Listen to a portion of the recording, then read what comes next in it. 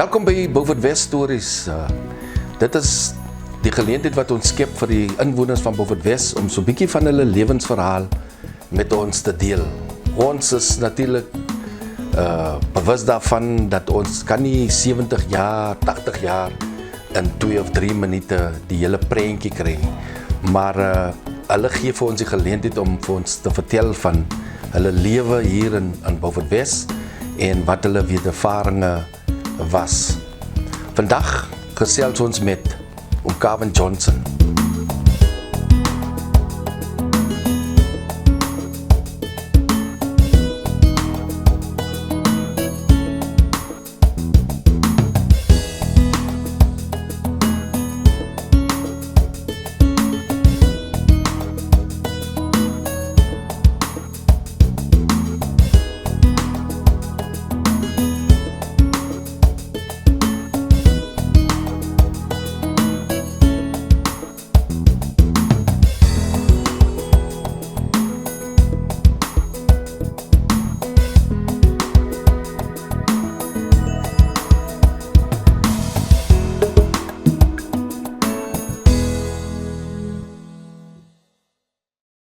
Goeiedag oom Calvin.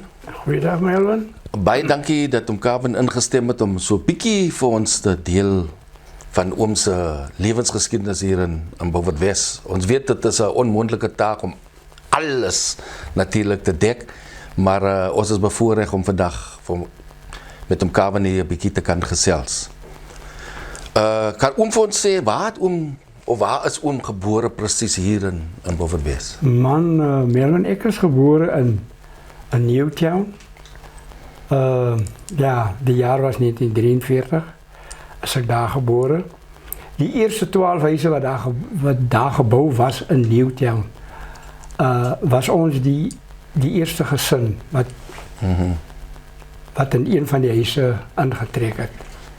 Natuurlik toe kom ons nou uit, soos hulle sê, die vorige, sal ek sê, my ouers het in die Boerdorp gebly.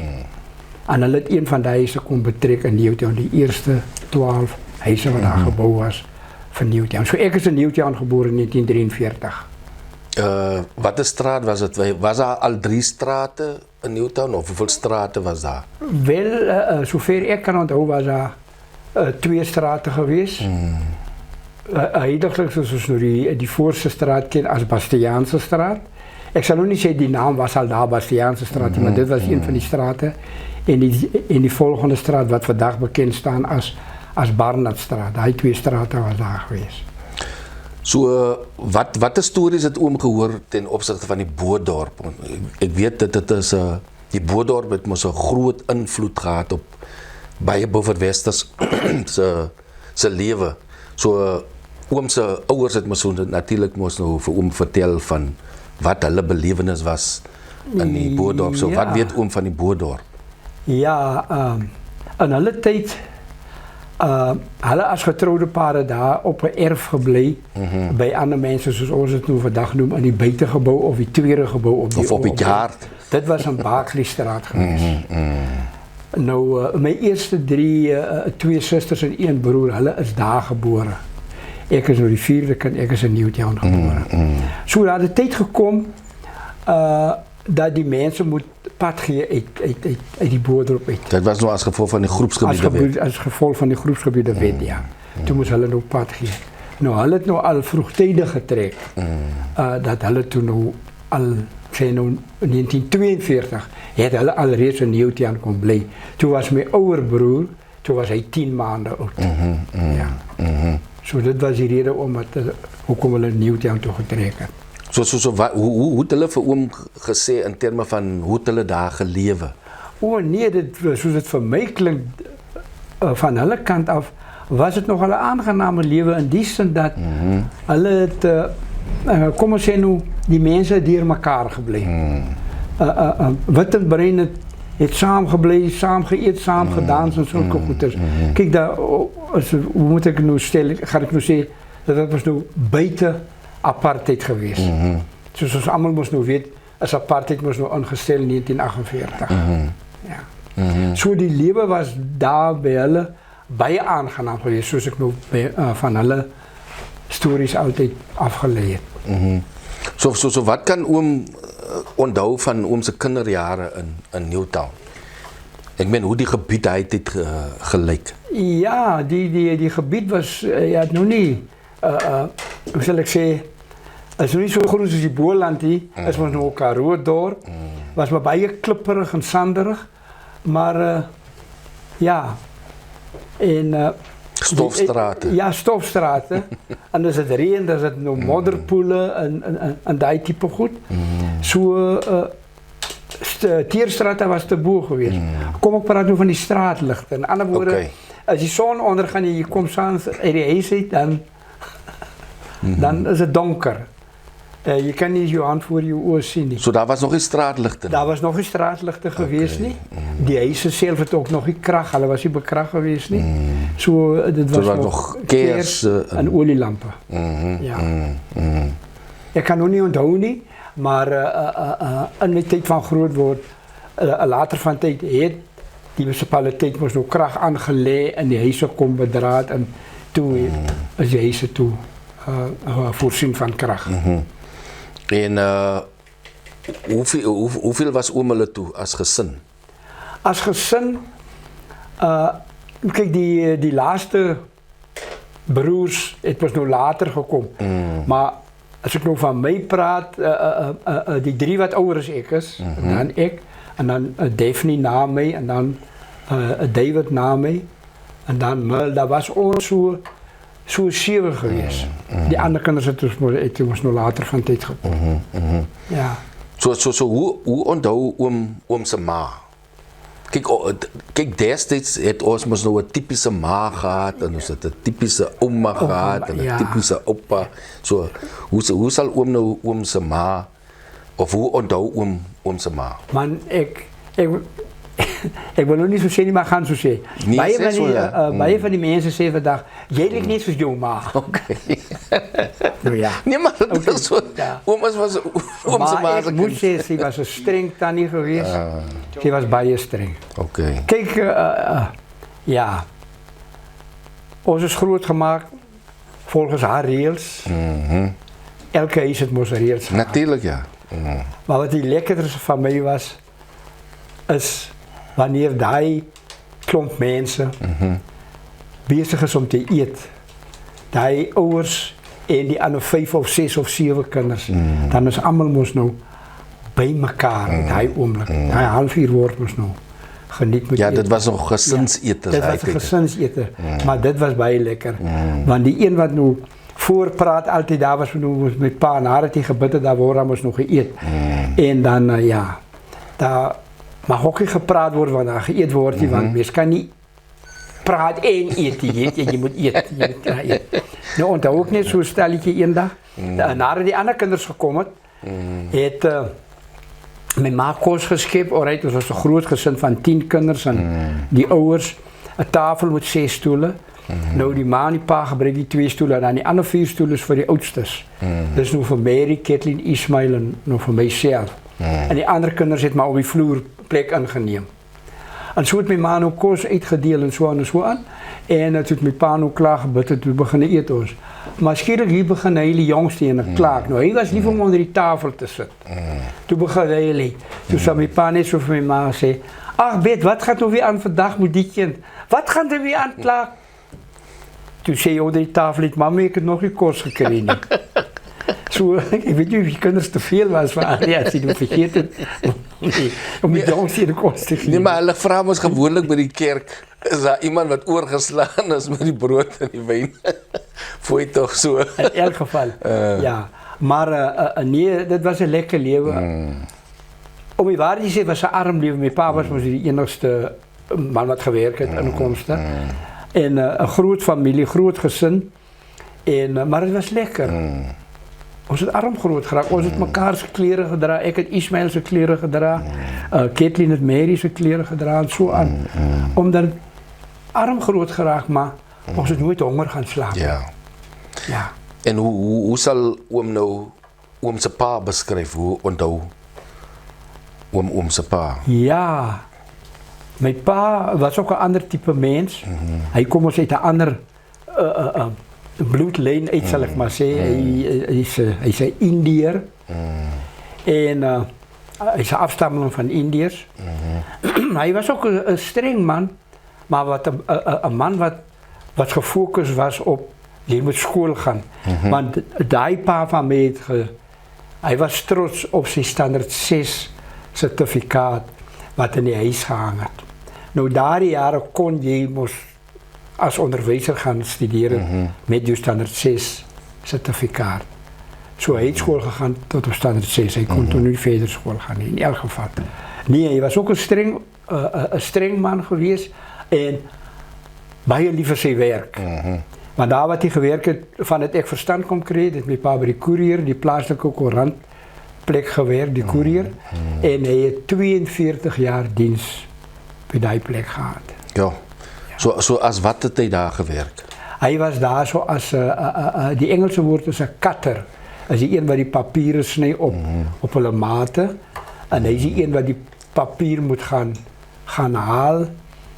Wat gebruikt wordt voor die zekere boek of certificaten of wat gedrukt moet worden of wat ook al. Of glospapier of courantpapier of wat die papier zijn naam ook is.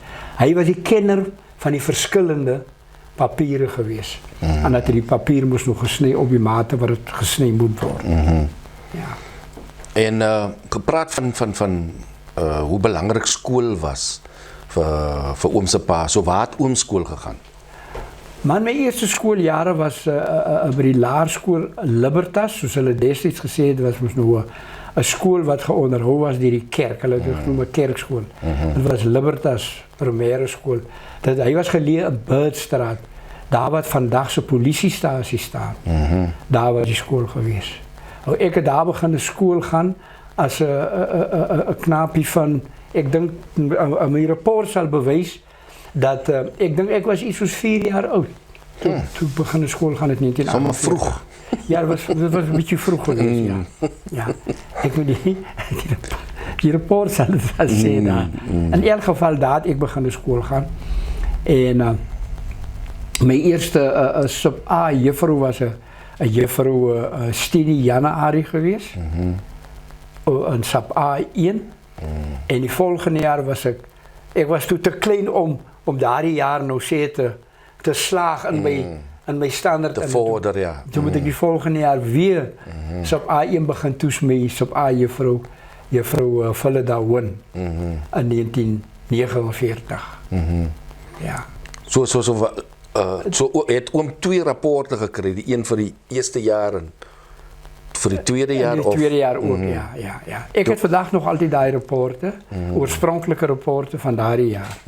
En daar had ik school gegaan tot en met, die klasse was met een SAP A1, SAP A2 en SAP B, voor je nou bij die standaards uitgekomen wat nu begint bij standaard 1.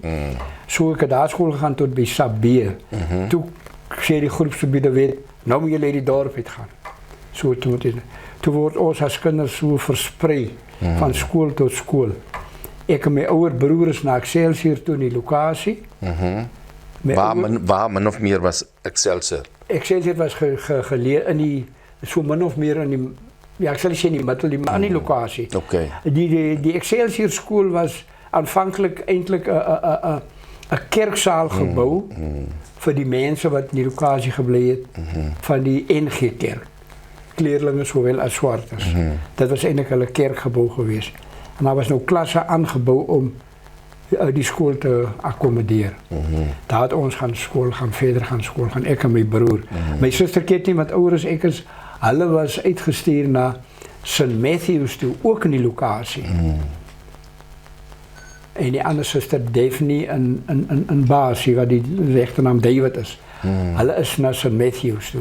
Ik en mijn broers naar Excelsior toe. Hij was nou hier in die 50's geweest, 1952. Ja, lang geleden. Ja, lang geleden. Werkzoek was hij ook maar niet makkelijk, want die is maar nog schoon kind. Die is nog kind. Die was verleden jaar standaard 6-7. Of dat jaar van standaard 7. Hoe oud is een mens die standaard 7 is. In elk geval. Toen moest ik maar gaan werken. En die grootste werk wat de mens daar tijd gekregen was onder andere hotelwerk. Hotelwerk wat nou insluit, die Engelse woord gaat ek maar nou noem, wine steward. Jy bedien drank vir die mense. Okay, so oom het dan die kroeg gewerk of die bar uit het. Ja, nou nie, ek het nou nie soseer in die kroeg gewerk nie. Ek het drankies bedien uit die kroeg uit. Okay. Vir die mense wat nou in die sitkamers sit. Dit was ook amper soos 'n kelner of 'n waiter. Ja, waiter. Die een wat die kos bedien is die waiter, die een wat die drank bedien is die wine steward. Uitsa, nog hulle hoë naam. Ja. So het oom 'n drag gehad wat oom is dit. Swart broek met 'n wit hemp en 'n swart strikdas met 'n wit baadjie, sommer netjies gelyk. Ja, sommer netjies gelyk.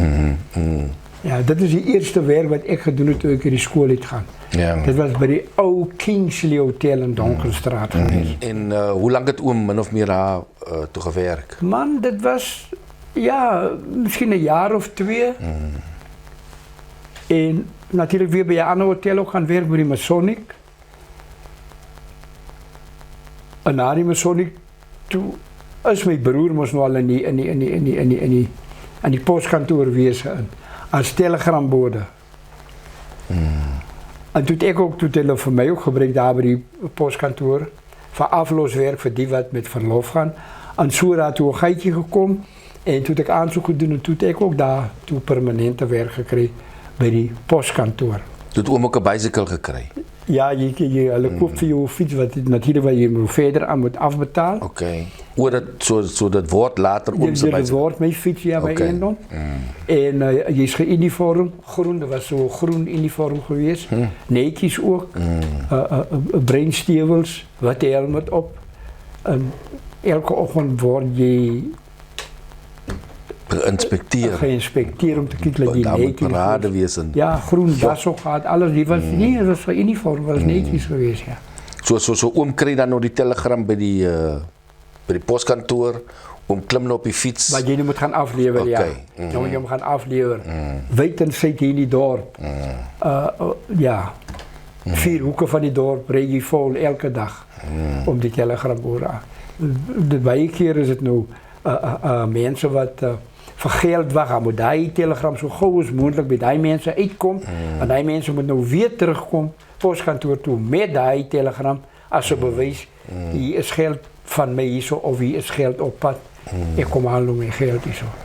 En die ander ding is mos nou wat die postbodes mos baie probleme mee gehad het was honde. Ja, nee, kijk, dat was nou regtig waar. Was het een oom se geval ook? Ja, dat was een geval. Kijk, gereeld was je aan je broekspijpen gebijt van je honden. En ik meen, dat was maar deel van die werk. Die we doen. En ons het later van tijd, mijn broer het mij geleerd, maak voor je steldraad. En steek hem langs je fietsen raamwerk in. Hou hem daar, als je weet, ik ga naar een huisstraat waar je honden moest nou zo baas spelen. Dan trek je maar nog net je steldraad uit en als hij komt dan... Daar wap je maar niet, ja. Nee, je hebt bij je geval ook met die fiets. Okay. Wanneer je nog niet een tijd is, niet. Maar je pad nog voor die hond, wat je weer in die pijpen kan komen bijten en dan zo maak je kennis met die grond. Zo je hebt bij je geval ook met die fiets. Zo die grond het oom meer gebijt als je honden. Stel, je kan amper zo stellen, ja. So, en toen na die postkantoor, toen waren toen oom? Na die postkantoor, ik heb zo 2 jaar plus bij die postkantoor gewerkt. Toen, zoals je moest nog ouder raak, dan hoor je ook die mensen praten van die Kaap en dit en dat. Mijn oudste zuster is toen al in die Kaap. En toen heb ik nog voor mijn pa en mijn ma gevraagd, hoor je, ik wil in die Kaap gaan werken. Maar waar ga je blij? Dus je kan ook bij mijn zuster gaan blij, dus bij mijn ma, zijn zuster en die Kaap. En zoals ik het boven uit Kaap toen, om in die Kaap te gaan werken. Daar had ik zeker net zo 2 weken op en af gedaan, maar die oom met wie mijn auntie samengewoond heeft, hij heeft bij die City Tramways gewerkt. Die busdienst? Bij die busdienst, als conducteur, kaartje conducteur. En zo door hem doen en na het ik toen daar aangekomen. En ik heb daar gewerkt omtrent een jaar. Heb ik daar. Toe was oom ook... Nee, ek het in die depot gewerk waar die busse saans Okay. ingetrek word en weer nagesien was en skoongemaak word en gewas en gepolish en everything. Dit was ons was eintlik die skoonmaakspan geweest. Wat 'n nagskool gewerk het van 9:00 die aand af tot môre 5:00 toe. Ja, maar die bus het mos nou gewoonlik so deur die dag Die dag gewerk, ja. Dus, ja. En toe wanneer kom oom toe terug van uit die Kaap uit? Man, nadat ek ook daar, soos ek weer sê, wees was nog jong, die nog nie verantwoordelikheid die so jy wil maak. Typiese tiener, ja. En toe ek nou daar los na 'n jaar, toe is ek vir 'n jaar of 2 nog in die Kaap. En hier so by 1961, dink ek, het ek teruggekom. Beaufort toe. Ja, toen kom ik weer terug Beaufort toe. En hier het ek ook ons nou gekom en sonder werk gesit en het word weer vir jou gesê, jy kan nie, jy mag nie by die huis sit nie, jy moet werk. 'n Man kan nie by die huis sit en nie werk nie. Absoluut, ja. Weet jy, want my man werk, sê my ma, my man werk, so jy kan nie by die huis kom, jy moet werk.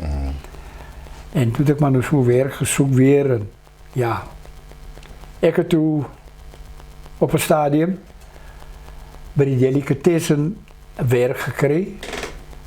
En zomaar de hele dag ingevallen, dus ik op werk die ochtend, toen val ik zomaar in, die oomblik, toen val ik zomaar in ook.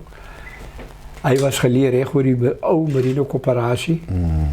Daar had ik gewerkt voor omtrent 2 jaar.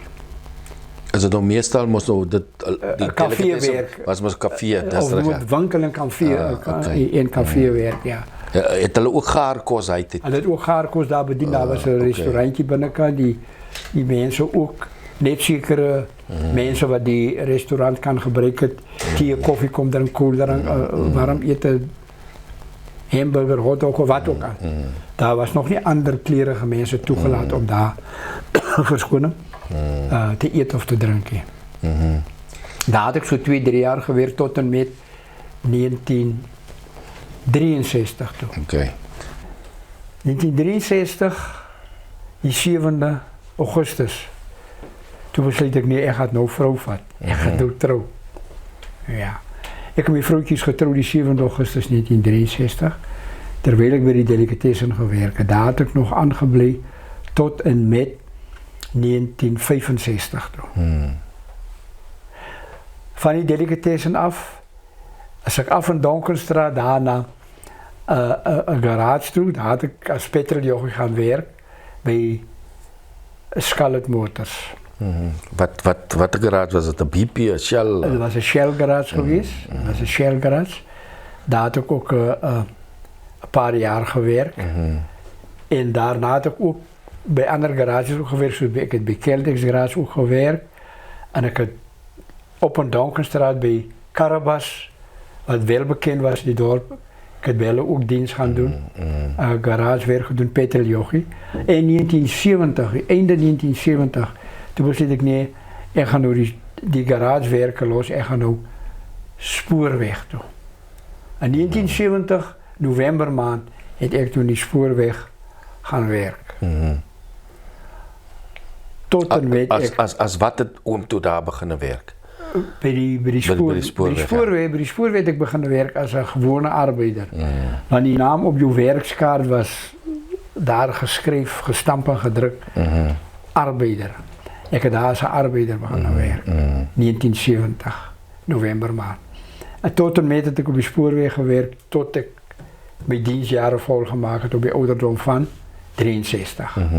Ja, een ander aspect wat ik wil aanraken is, oom was maar zo'n kranige sportpersoon. So wanneer het oom met sport eindelijk actief begin in oom se leven? Man, met mijn sport heb ik hier in 1963 net voor ik getrouwd, januari maand, februari maand. Die vrienden wat Jemos nog gehad het, was mannen wat sport gedaan het, bijvoorbeeld het sokker gespeeld. En toen die ene Nico Corkier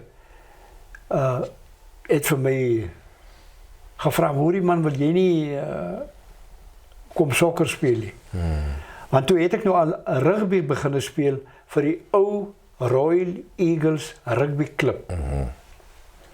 Die mannen aan die bewind was geweest Soos daai tyd was er geweest Monty Britton, meneer Groepe. En toe het ek nou al rugby gespeel, maar toe hy my nader, toe vry nou vir sokker. En so het ek nou ook maar by die sokker aangesluit. En toe by die sokker nou kom, was ek mos nou 'n rugbyman. Man wat 'n bal lekker kan vang en so aan en keer en dit. En toe vra hulle vir my nou waar kan ons die man gebruik? Toe sê Nico sommer vir die mense daar in die vergadering, maar ons gaan sommer vir 'n goalie gebruik. Want die man speel rugby, jy speel rugby. En daar die goalkeeper storie begin.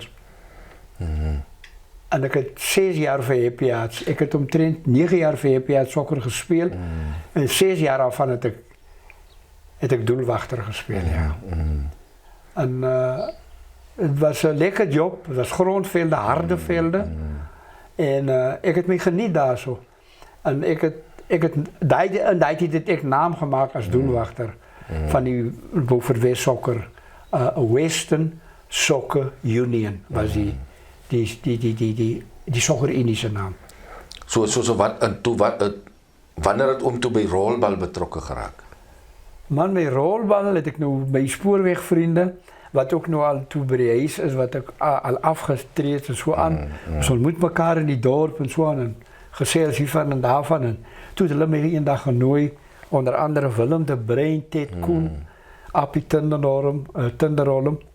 Dus hulle my genooi om van hulle te kom join, om die spel te kom leer en te speel. Toen ek vir hulle gesê, nee man, maar toen het ek ook nog hy woord in my kop van dis ou mens albaster.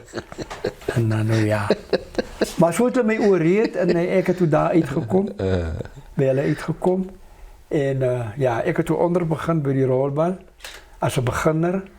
En ja, ek is nou al 'n hele paar jaar daar en so die spelvoering toe vir my al beter, ek het toe al beter gespeel, en toe later van tyd, kyk daar is ook, ek gaan nou nie sê, ek gaan het noem range, daar is ook 'n rang waar jy so van rang tot rang verhoog in die spel in, wat nou vir jou sê, jy raak altyd 'n beter speler, ja, goed, beter, beste, toe jy daar die beste speler is, maar ek is nog nie die beste speler.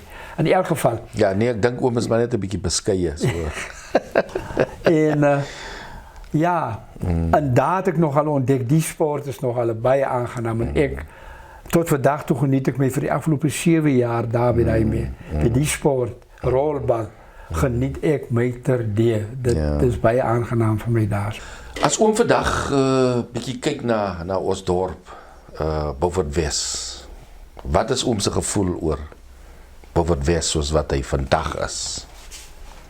Maar daar is een ding wat nou vir my vandag, en dit lê my baie na in die hart, ons peerbome in die straat. Daar staan nog so 1, 2 peerbome, maar meeste van die peerbome is mos nou verwyder, uitgehaal. En dit was nogal 'n ding waarvoor man altyd uitgesien het, wanneer het lente raak, dan bot die peerbome. En die lekker ryk van die bloeisels. Daai reuk wat die blommetjie afgee in die wit blommetjies wat so val, die blomblare wat val en dit alles. Sommige so natuurlike konfetti. Ja, dit was yes, like. Vandag is dit nie meer daar nie. En ja, daar is baie goed wat 'n mens mis in ons dorp. Ons dorp is nie wat hy sê 50 jaar gelede was nie.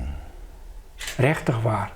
Ons dorp is besig, ek wil nie sê, ek wil nie die woord gebruik nie, maar dit is nie meer wat dit voorheen was nie. Daar is baie tekortkominge nou. Daar is goed wat voorheen daar was, maar wat nou uitgeroei is. Wat afgebreek is. Die vandalisme in die dorp het regtig waar 'n groot slag kom slaan in ons dorp, tot ewen in ons woonbuurte ook. Dit maak nie saak waar jy in Beaufort Wes bly nie, of jy aan die kant van die rivier bly, of aan die ander kant van die rivier bly, is maar een en dieselfde. Dit is, by Beaufort Wes is ons dorp is nie meer dieselfde nie. Ja, ons wil hom nou nie net negatief wees nie. Is daar iets in die dorp in Beaufort Wes wat oom nog opgewonde maak? Man, ja, Melvin. Daar is dinge wat my ook nog opgewonden maak, wanneer kinders bij jou komen en vir jou vra, oom, kan ek nie vir oom iets doen om net 'n randjie by oom te verdien nie. Want ek wil vir my 'n blikkie politoer koop vir my skoene. Dat het al by my gebeur. As ek vir myself, ja, dit is mos wat kinders moet doen. Wat hy hardloop altyd net na die ouers toe. Ek het dit nodig of dit nodig. Hy weet sy ouers kan dit nie bekostig nie, maar ek gaan dit elders gaan soek. Maar ek moet vir my 'n skroppie kry. En daar gaan ek 'n paar rand verdien, dan kan ek vir my 'n blikkie skoenpolitoer koop. Het is ja, kinders wat ja, dit maak my opgewonde as ek kinders sien wat uniformes op pad skool toe. Dit maak my regtig waar opgewonde om dit te sien. Oom, baie dankie vir die lekker gesels. Ons kan vir dae aan een kan ons praat. Maar die laaste vraag wat ek graag vir oom wil vra is, hoe wil oom hê mense moet vir oom onthou? As 'n Beaufort-Wester. Wat sou oom graag sien as oom se nalatenskap vir Beaufort-Wes? Man, ja, daar is 'n paar goedjies wat ek sal graag wil gewoon onthou word, sal ek maar sê. As een ding wat ek sal graag wil hê, en dit is my oorlede vrou, wat my nou al 'n jaar plus ontval het. Sy was 'n baie bekende vrou in die dorp, Frida. En sy het 'n projek gehad waar sy elke Kerstyd Kersboodskapies of ryveilig boodskapies, kaartjies uitgedeel het. En tot vandag toe is daar mense wat vir my sê, hulle mis my vrou of is mos nog weer daai tyd omkamer, en Frida het mos altyd volgende maand, Desember maand, dat sy daar met haar span kinders gesit. Ek wil nie daarvoor onthou word nie. Maar eendag kan die mense sê, dit wat mos omkamer se vrou wat hy projek aangegaan het, gedoen het. En ek wil ook hê my kinders moet eendag sê, ja, my pa was dit en dit en dit. Maar daar's vandag nog al die mense wat hulle my kry, sê hulle vir my, oom Kay, jy het vir Happy Heart sokker gespeel. Ek het nog nooit 'n goalie gesien. Wat jou werk gedoen het, wat jy daai tyd gedoen het. Want die ouens wat vandag sokker speel, hulle kan maar vergeet. Hulle sal nie weer 'n ket wees nie, want jy was oom Kay die ket gewees. Ja, maar kyk, om sy naam word mos daarom met 'n C gespel. So hy Kay word 'n C, 'n ket vir Calvin. Yes. Ja. Oom Calvin Johnson, baie dankie vir die geleentheid wat oom vir ons gebied het om met oom so bietjie oom se lewensverhaal, al is dit ook net so 'n greepie, saam met ons te deel. En ons waardeer dit baie. En ek self het baie groot respek vir oom. Nie net as sportmens of as dit, maar net bloot as mens. So baie dankie, want kyk, dit baie van die goed wat in 'n mens se lewe gebeur is mos maar baie privaat. Dit is nie alle mense wat kan praat oor hulle lewensverhaal en daai tipe goeie. Ons kon nog dieper gaan, want elke ding, kyk, ons het nog hier oor oom se vrou gesels en oom se kinders gesels en daai tipe goedjies sê. Maar vir my is dit belangrik dat ons vandag net so 'n greepie van oom se lewensverhaal kon kry. So ons wil vir oom nog baie jare van gesondheid en 'n goeie rolbal daar, weet jy. Oom moet maar seker probeer weer om jukskei te speel of daai tipe goed is. Maar ek dink die ander belangrike ding is dat oom het daaroor gepraat van die vaardighede wat oom opgedoen het deur die jaar in terme van die werke wat oom gedoen het. En ek glo oom deel baie graag daai vaardighede van iemand. So ek glo as 'n kind of wie ook al na oom toe sou kom en sê leer my 'n bietjie van daai, leer my 'n bietjie van daai of van dit, en dan sal oom bereid wees om dit te doen. Yes. Maar oom, baie dankie vir die geleentheid wat jy vir ons gebied het om so 'n bietjie 'n kykie te gee na jou lewe. Dankie, waardeer dit. Baie dankie. En dit was oom Kevin Johnson, wat ons mee gesels het, die oom wat die gebore en getoe is in Beaufort Wes. En ons wil net weer vir hom baie dankie sê vir die tyd wat hy afgestaan het om so klein bietjie van sy lewe met ons te deel. So dit is Melvin, wat groet tot 'n volgende keer. Totsiens.